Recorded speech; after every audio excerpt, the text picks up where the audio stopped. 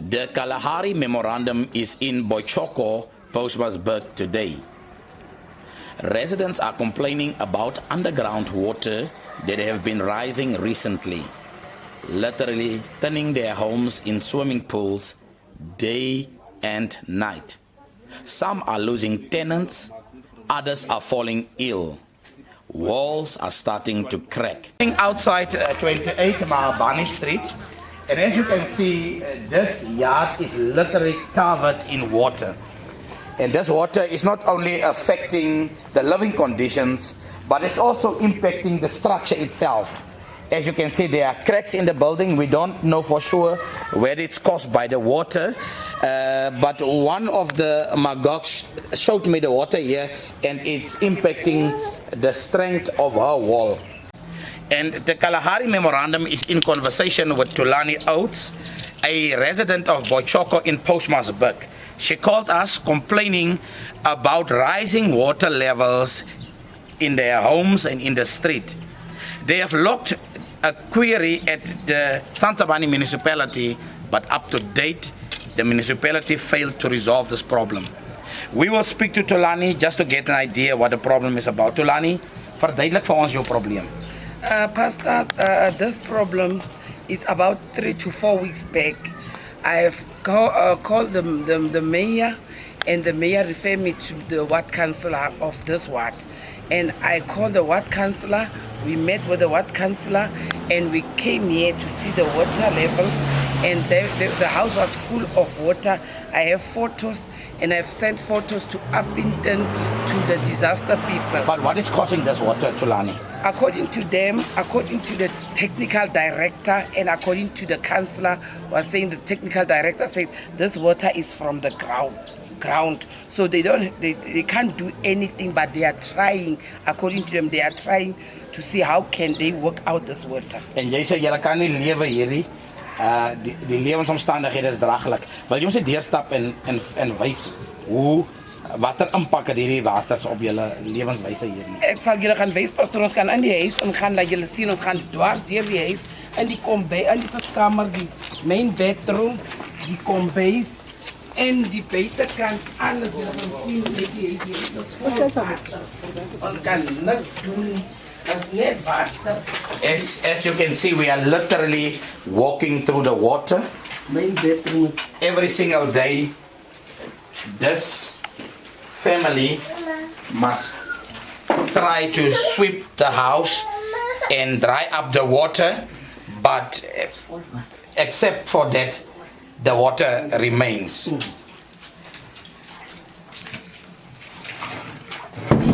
Ons probeer goed op te pak, maar ons weet nie of het een storage gevraagd.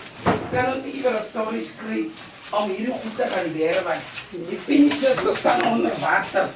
Alles is onder water, die kombuis is vol water. Die krag het toch afgeslaan, want ek weet nie die impact van die water, impact die electricity. So ons kan die electricity aansit, die electricity is af in die huis in. En ek het foto's gestuur vir die mayor, ek het foto's gestuur vir Uppington. Even yesterday, I wrote an email to the disaster management in Uppington, but they will respond today. I'm still waiting for the response. Thank you, Stuli. In die huis, net om die water uit te gaan. Die job kry maar nou net so nat, is rondom die huis. En so jy kan sien die meer nat. Tot van binne ook. Okay, so hy bly gedierig, modderig en nat. So nat. En is bekommerd dat die mure kan affecteer. Exactly, especially the foundation, because even binne is die mure ook maar nou net so. And since when are you having this problem? Ek sal nou sê sinds ons nou die reën kry en alles in. Beteken is nie net die reënwater, is ook maar die storage water. But is it only this year? Or did this happen in previous years? This year, yeah, it's this year. I just can't remember since when, but it's from 2022.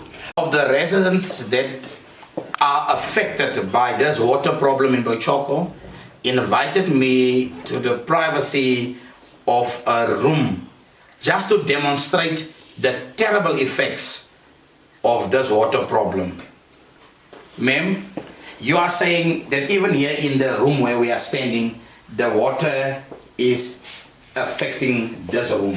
Can you please explain to us why? Yes, it is affecting the room because wat nou gebeur die vloer bly net nat. En beteken dan damp die water ook op die vloer. Dan moet ons dit doen. Een mens voel eindelijk. Voel, je kan zien. Ja, je voelt. Die planken, je ziet hoe zwart het is. Ja, je kan so voelen. Die water, especially aan de kant, dan moet ons weer dus even naar de dek hier look. Just have a look. The zwart en die mirror kan je iets zien. Baie dankie mevrou. My probleem is die impact minam as Kagiso and risk of net. Play hier in Matsobane Street 10 Matsobane Street. Die dinges problems wat ek kry hier aan die kant. As die water as dit gereën het, die vat lank om dat hy water uitkom. En die ander ding, die water is land onder die foundation. So like no, ek kan nie lekker slaap hier nie because like ek kyk water en as ek net opstaan op die bed, ek trap water. So die water kom uit die grond uit. Die grond uit. Dat het lanklaas gereën, maar die water raak nie droog hè. Raak nie droog hè.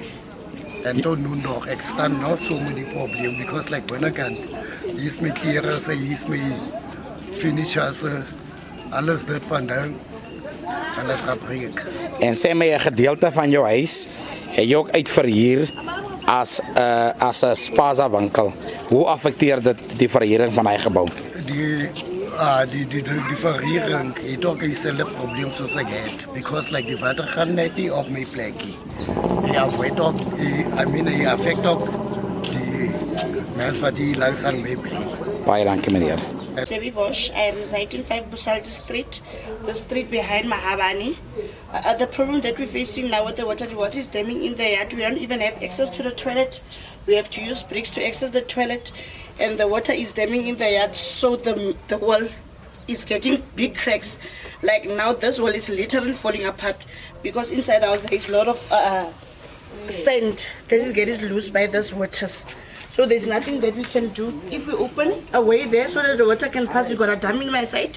If I open that side so that it can pass that way, it's going to dam in the other side's house.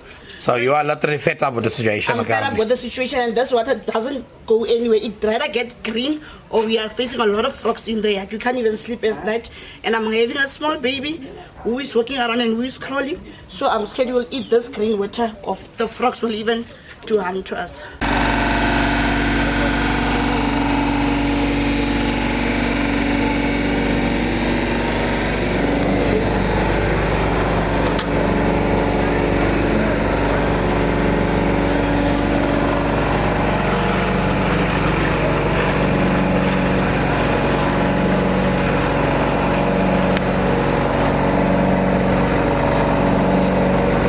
On Thursday, 7 July, the municipality tried to roll out temporary relief measures, like sending in a truck to dry up some of the waters.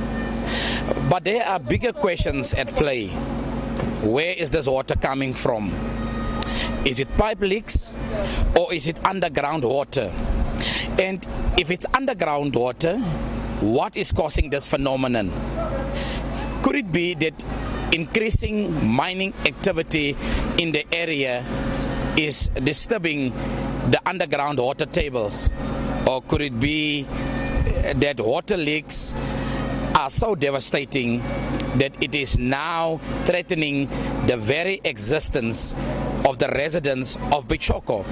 Because this problem is not confined to a few houses. It's confined to more than 40 homes, to more than 10 streets. And community members are now saying they no longer want a temporary solution, but are looking for a permanent solution to this problem.